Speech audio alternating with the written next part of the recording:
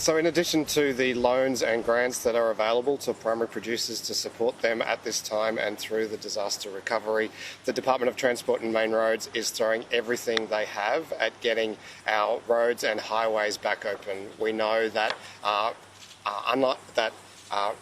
our roads, our highways are the arteries of our great state. They are what allow us to get our fantastic produce to stores as well as to ports for market, and so they're our real focus. I do have an update on the transport recovery.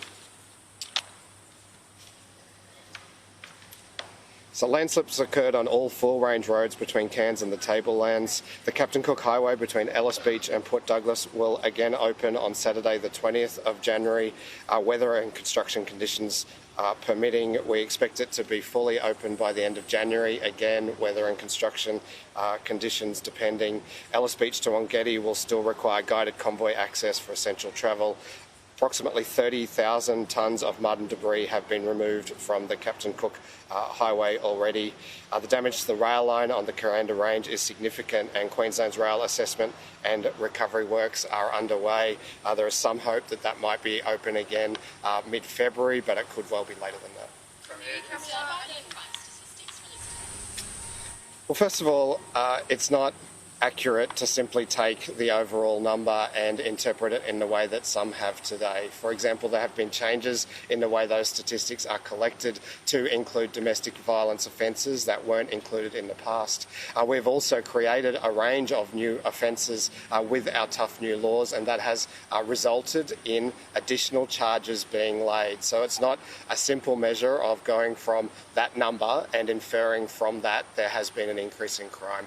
We also have many more police on the beat, 1,600 more police throughout the state, and those police are doing their jobs. That is resulting in an increasing number of reports of crime and an increasing number of arrests. We want them to do that. That is a good thing because that is what we employ our police to do, to keep people safe, to take reports of crime, investigate them and arrest offenders with the maximum number of offences that have occurred.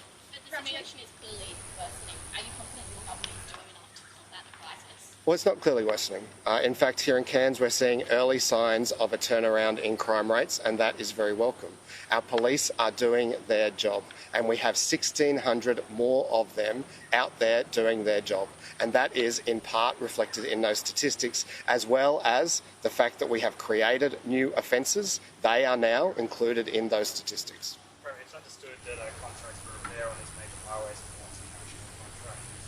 Local contractors are concerned they're not going to look to do some of these repair works. What's your response to that?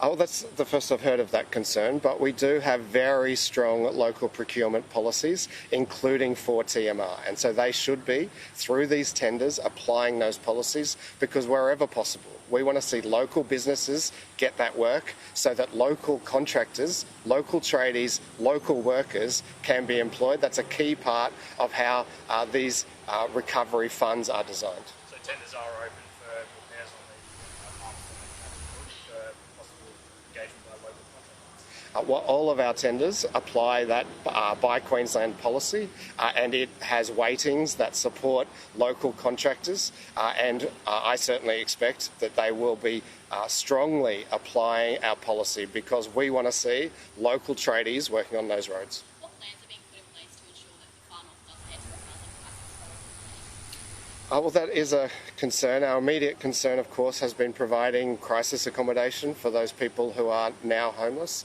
and then supporting them to get back into their homes as quickly as they can. But we know for a while now, thousands of people have been moving from other states to Queensland, and that has put pressure on our housing market. We'll continue to work with local government to ensure that they are releasing land and approving developments at a rate that can ease that pressure on housing supply, and that will continue to be our main focus through tools like the regional plans that we're working on here in the state's far north.